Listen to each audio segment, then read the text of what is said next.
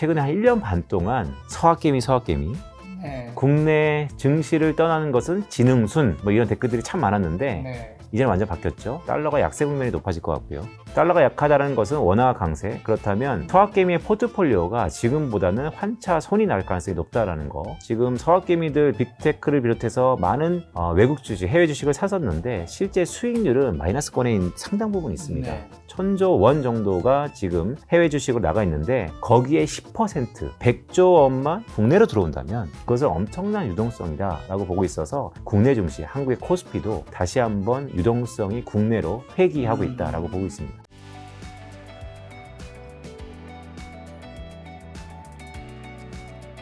지금은 이제 하나증권에서 리서치 센터 애널리스트로 근무하시는 이제 비서팀에게 앞으로 주식 투자 관련돼서 좀 여쭤보려고 하는데 지금 코스피가 3,000배, 네. 코스닥이 거의 798, 800에 네. 가깝더라고요. 맞습니다. 굉장히 증시가 좋은데 이재명 정부 시작하고 지금 딱 3주 정도 지났어요. 맞습니다. 증시가 이렇게까지 단기간에 오른 이유는 뭘까요? 일단 코리아 디스카운트 해소에 대한 기대가 큽니다. 아시는 것처럼 최근에 중동에서 전쟁까지 일어났는데 코스피 3,000을 사수했다는 것은 매우 고무적인 그렇죠. 상황이고요. 그런데 안에 더 재밌는 건요. 한국 거래 증시 역사상 전자 없는 3,000P. 전자가 없는데 3,000P다. 이게 말이 안 되는 거죠. 그렇죠. 전자가 크게 안 올랐다는 거예요. 맞습니다. 그래서 기대를 가지면 전자까지 오르면 도대체 어디까지 갈 수 있을까에 대한 기대감도 있고 또 한편으로는 네. 한국 증시의 구조 변화가 있었다는 것이죠. 어쨌든 상법 개정을 앞두고 있어서 코리아 디스카운트 해소가 가장 큰 원동력. 저는 보고서에서 네. 중동에 대한 전쟁도 한국 주식시장의 기세를 꺾지 못했다는 얘기도 드렸습니다. 자, 그렇다면 지금 현재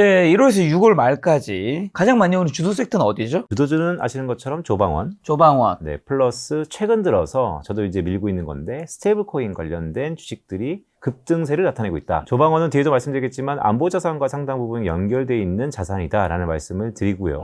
지니어스 액트라 그래서 6월 17일 날 미국의 상원에서 가상자산 관련된 법이 통과됐고 한국도 디지털자산 기본법이 발의된 상태입니다. 동시발적으로 미국과 한국에서 이 스테이블 코인에 관련된 정책의 드라이브가 크게 걸렸기 네. 때문에 관련된 주가도 북적북적 지금 오늘 6월 25일인데 이 시간에도 주가의 시세가 나타나고 있다라고 할 수 있겠습니다. 그럼 이재명 정부 시대 정책 관련주 좀 뭐가 될 수 있을까요? 자, 이 질문 되게 많이 받았는데요. 네. 저는 이렇게 말씀드리고 있어요. 정책 관련 주식은요, 코스피입니다. 코스피. 네, 그러니까 코리아 디스카운트 해소가 상당 부분 정책의 그 하이라이트된 부분이고요. 뭐 안을 보면 소버린 AI라든지 아니면 스테이블 코인도 거기에 정책의 하나의 연장선상이고 네. 우리가 주도주가 왜 나왔냐라고 보면 결국 조방원도 정책의 수혜주다. 더 나아가서 최근에 드디어 상법 개정의 최대 이슈는 지주사를 비롯해서 증권업, 금융업종이 아닌가에 대한 기대감도 여전히 정책의 큰 바운더리 속에 있다라고 말씀드릴 수 있을 것 같습니다. 코스피라고 말씀해 주셨는데 네. 그래서 3,100까지 왔단 말이죠. 맞습니다. 그렇다면 앞으로는요. 하반기 주식시장의 전망을 좀 어떻게 보시는데 내년 거는 뭐 올해 연말에 여쭤보면 되니까요. 대통령이 당선되기 전에 이런 얘기를 했죠. 나 당선되면 무조건 3,000핀 가고 5,000포인트까지도 내다볼 수 있다는 말씀 드렸기 때문에 모든 시청자분들의 내리 속에는 3,000 넘었어? 그럼 이제 5,000피 되는 거 아니야? 라는 기대감이 있는 건 사실입니다. 저도 주식시장을 워낙 좋게 봤기 때문에 말씀드렸던 것처럼 과거에는 제가 이코노미스트로서 출연했었는데 네. 지금은 국내외 시장 담당, 즉 주식 담당이거든요. 그러니까 몸소 국내 주식이 좋을 것 같아서 포지셔닝 했죠. 직업 자체를. 더 나가서 그럼 올해까지 연말 몇 포인트까지 갈 수 있을까라고 네. 놓고 보면 증권사가 지금 최근 들어서 증시가 3,000포인트에 안착했기 때문에 이 전망의 수치를 올리고 있어요. 뭐 3,700이다, 3,800이다, 4,000이다 막 얘기를 하고 있는데 제가 기본적으로 EPS는 현재 수준에서 3법 개정으로 PBR 밸류에이션이 높아진다는 것을 감안했을 때 지금의 상단은 한 3,800포인트까지 오를 가능성이 높다고 보고 있습니다. 근데 그럼 한 가지 궁금한 게 네. 대통령이 네. 올리고 싶다고 네. 뭐 간다고 말하면 네. 증시가 그렇게 갈 수 있는 거였나요? 아니죠.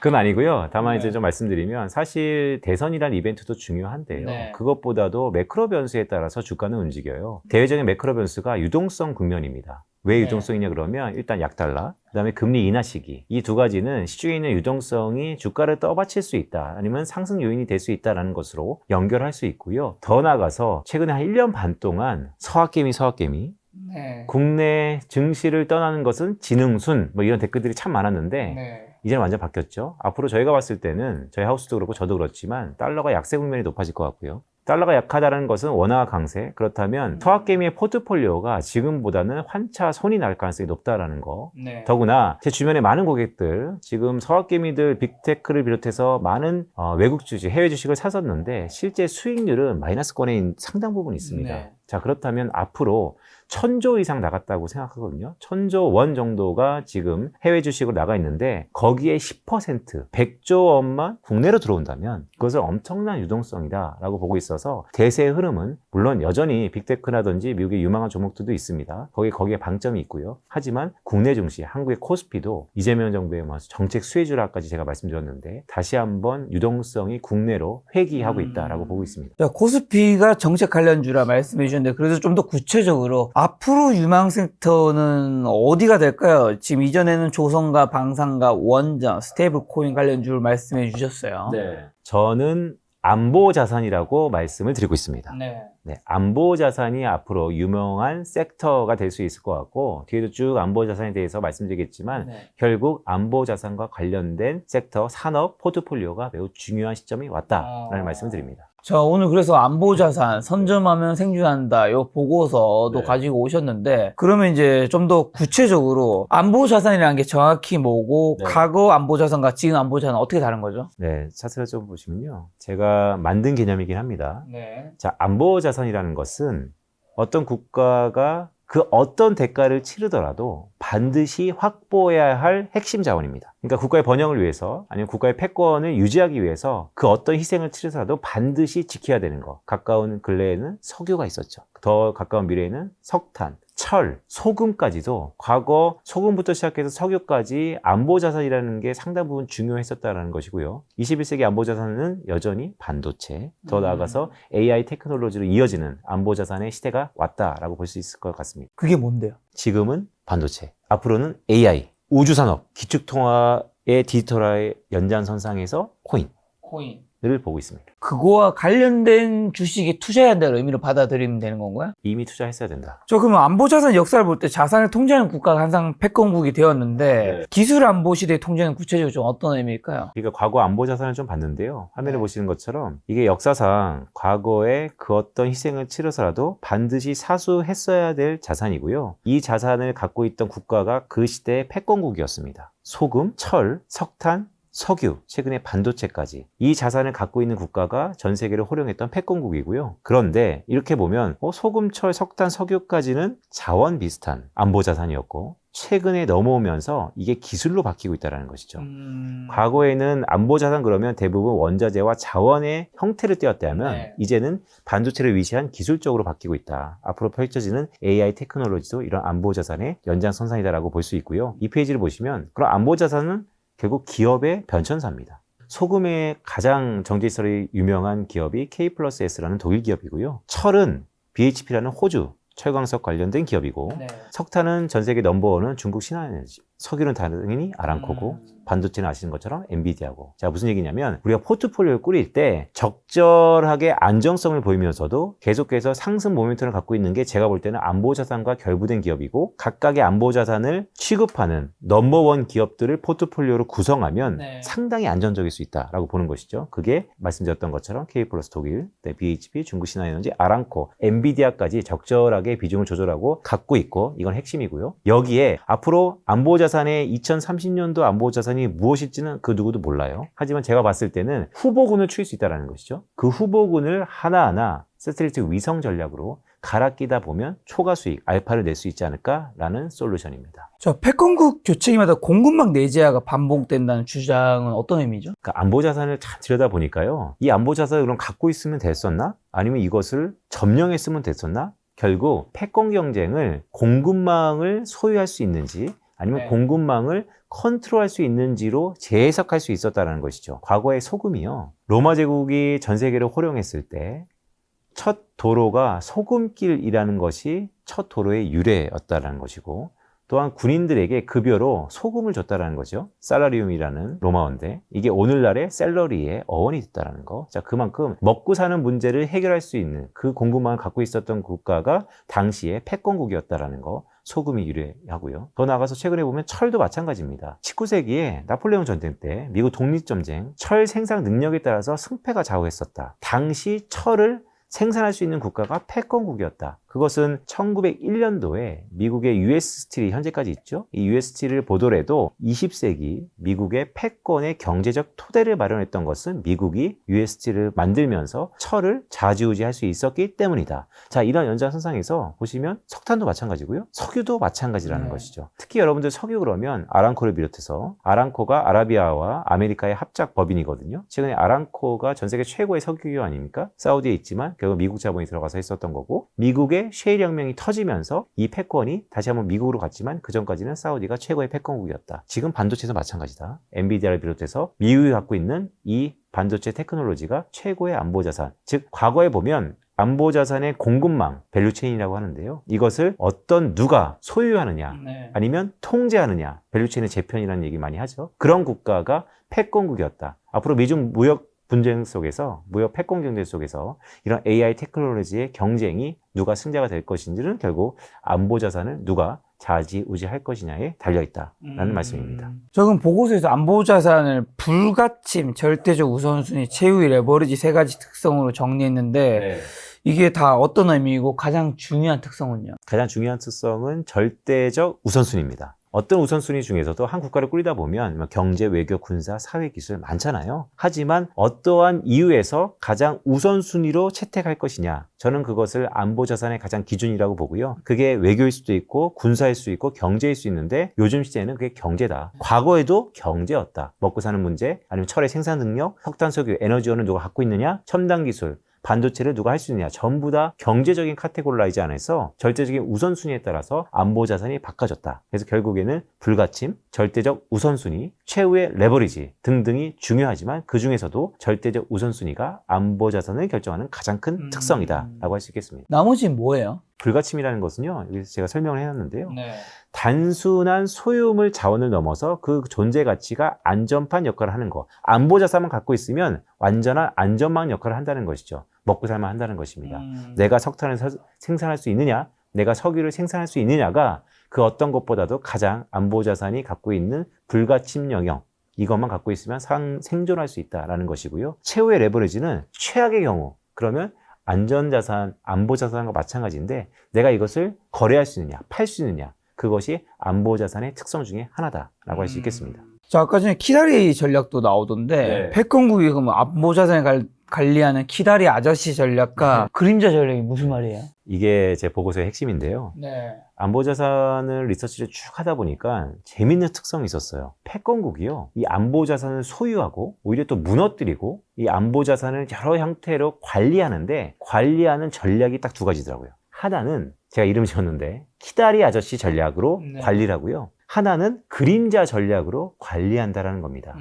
뭐냐면 키다리 아저씨 그러면 만화에서 나온 것처럼 무한적으로 사랑을 주는 사람, 무한적인 서포트를 해주는 사람을 우리가 키다리 아저씨라고 그러잖아요. 가까운 일례로 석유입니다. 미국이 안정적인 석유를 공급하기 위해서 그것을 생산하고 갖고 있었던 사우디에게 무한한 서포트를 해줬다. 키다리 전략의 가장 대표적인 경우죠. 미국이 반도체 산업이 필요해서 일본에게 무한 서포트를 해줬다. 1980년대 후반이죠. 이것도 미일 반도체 협정 바로 전까지 키다리 전략이고 한국한테도 마찬가지죠. 최근에도 미국이 패권을 지키기 위해서 미국 자체적인 밸류체인 안에 들어와라. 그리고 내가 필요한 거를 해주면 무한한 서포트를 줄게. 이게 키다리 전략이라는 것입니다.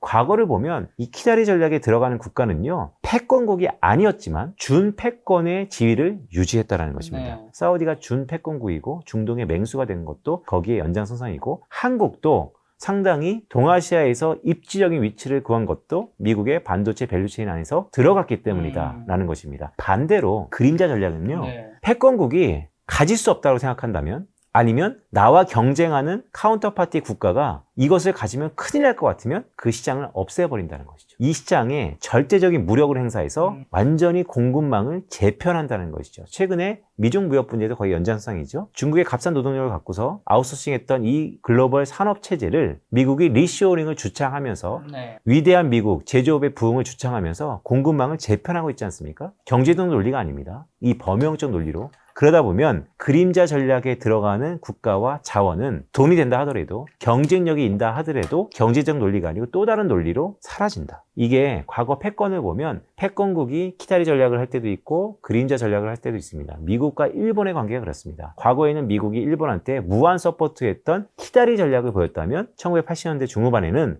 오히려 그림자 전략으로 그들의 반도체 산업을 무너뜨렸었죠. 일본이 무너지는 가운데 반대급부로 한국의 반도체가 다시 한번 키타리 전략을 받았던 것처럼 앞으로 패권국의 역사를 쭉 보니까 안보 자산을 키타리와 그림자 이 두 가지 전략으로 관리하더라. 우리는 키타리 전략에 들어가면 그 산업과 그 국가가 그 시기가 상승 모멘텀을 탈 것이며 오히려 그림자 전략으로 낙후되면 뭘 해도 다시 한번 꼬꾸라질 가능성이 높다. 라는 것이 결론입니다. 그러면 최근에 미국이 중국의 AI 및 반도체 기업에 대한 제재를 강화하고 있는 게 그림자 전략의 본격적인 시작으로 봐야 되는 건가요? 정확합니다. 제가 봤을 때는 과거의 차이메리카는 네. 미국의 여러 가지 이유에 있어서 중국의 키다리 전략을 했었다면 이제는 그 키다리 전략에서 그림자 전략으로 바뀐다는 것이죠. 과거에 보면요. 키다리 전략을 보여줬다가 그림자 전략으로 바뀐 사례가 왕왕 있습니다. 사우디아도 마찬가지죠. 미국의 셰일 혁명이 터지자마자 이제는 새로운 에너지 안보를 얘기하면서 사우디와의 관계가 좀 멀어졌던 이유도 키다리 전략에서 그림자 전략까지는 아니지만 덜 키다리 전략으로 바뀌었던 가장 대표적인 사례다라고 할 수 있는 거고요. 한국도 최근에 왜 이렇게 어려웠었냐라고 한다면 그 중간에서 우리에게 무한 서포트 줬던 키다리 전략이 아니었다라는 것이죠. 저 그럼 중국 AI 기술력이 딥시크의 등장으로 가시화되었는데 그럼 중국이 미국 없는 독자적인 공급망 완성할 가능성은요? 자, 이것이 매우 심오한 질문인데요. 제가 표를 하나 갖고 왔습니다. 여러분들 반도체는 뭐 대부분 다 김달작 TV를 보시는 분들은 수많은 콘텐츠 속에서 이해도가 높으셨겠지만 간단히 말씀드리면 펜미스가 있고 파운드리가 있지 않습니까? 네. 설계와 제조입니다. 미국 관련된 밸류체인상에서는 이런 기업들이 있고요. 펜미스는 엔비디아, 퀄컴부터 브로드컴부터 시작해서 쭉 있고 파운드리는 TSMC, 삼성, 글로벌 파운드리스 쭉 있습니다. 그런데 중국 자체적인 기업들이 잘 못 보셨을 거예요. 이런 기업들이 중국 자체적인 밸류체인입니다. 지금은 파운드리 쪽에서는 중국 기업들이 어느 정도 경쟁력이 있죠. 펜미스 쪽에서는 다 미국 기업이었죠. 하지만 중국이 자체적인 글로벌 밸류체인상에서 AI 반도체의 내재화를 이미 시작했습니다. 성공할 수 있을까? 중국 내부에서는 자신 있어 하죠. 근데 저 개인적으로 봤을 때는 뭐 중국 관련된 분들도 리서치를 했었겠지만 아직까지는 첨단 산업에서 중국이 여류에 있다라고 저도 생각하고 네. 그런데 아까 모두에 말씀을 주셨지만 딥시크가 이런 걸 깨버렸다는 것이죠. 네. 딥시크도 충분히 중국판 AI 펜리스로서 가능한데 그래서 지금은 미국 자체적으로 밸류체인을 구축하고 있고요. 중국 자체적으로도 구축하고 있는데 그럼 우리는 어느 포지션이냐? 미국 관련된 밸류체인상에서 들어가 있는 상태다라는 말씀을 드립니다. 자, 그럼 미국이 일본 반도체 견제하고 한국을 키워준 걸 기다리 전략이 예시로 들었는데 지금 한국은 어떤 스탠스 취해야 되는 건가요? 그래서 지금 미국이 필요한 게 뭘까가 중요할 것 같습니다. 왜냐하면 미국이 필요한 거를 우리가 갖고 있다면 우리는 키타리 전략에 들어갈 것이고 미국이 필요하지 않는 거 우리가 갖고 있다면 우리는 그림자 전략으로 낙후될 가능성이 있고 아니면 반대로 중국이 필요한 거를 우리가 갖고 있다면 미국이 우리를 그림자 전략으로 치부할 수 있는데요. 그렇다면 지금 미국이 필요로 한 게 무엇이냐가 가장 핵심일 것 같습니다. 앞으로 2030년도 안보자산과 비슷한 결인데요. 미국이 패권을 유지하기 위해서 어떤 산업들이 중요할까 가만 생각해 보면 이 세 가지 같습니다. 첫 번째는 생산성을 높여야 되고요. 어디를? 제조업을. 두 번째는 국방력을 강화해야 됩니다. 이란을 강타하면서 이란이 곧바로 기부업하지 않았습니까? 이거는 여전히 막강한 군사력과 국방력 때문이다라는 게 다시 한번 증명된 것이고요. 세 번째는 말도 많고 탈도 많은 기축통화 유지. 미국은 이 세 가지를 더 견고하게 지원할 거고 강화할 것이다. 그래서 이와 관련된 우리 한국 기업들이 들어가야 된다는 말씀을 드린 겁니다. 말씀드렸던 것처럼 일본의 사례가 안 되려면 미국이 제조업의 생산성 제고를 높이기 위해서 우리가 어느 포지션에 들어가 있느냐, 미국이 국방력을 강화하기 위해서 우리는 어느 포지션에 들어가 있느냐, 미국이 기축통화를 유지하기 위해서 우리는 어느 포지션에 들어가 있느냐가 중요한데 하나하나 말씀드리면 첫 번째, 자, 미국 제조업의 생산성이 침체돼 있어요. 전산업 노동 생산성은 이렇게 우상향하고 있습니다. 그러니까 미국의 생산성이 좋은 거죠. 그런데 제조업을 보면 이미 2014년부터 10년 넘게 기고 있어요. 미국은 이게 문제입니다. 제조업이 낙후돼 있다고요. 그렇다면 임금도 높은데 제조업을 어떻게 끌어올릴까라고 보면 저는 기술밖에 없습니다. AI, 로봇, 양자 컴퓨팅.